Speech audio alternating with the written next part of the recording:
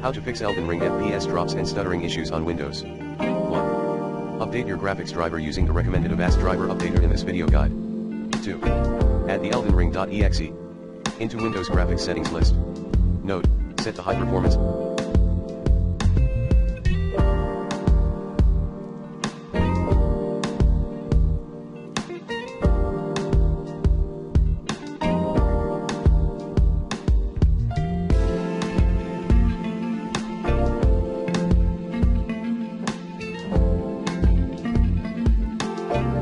Option for your game.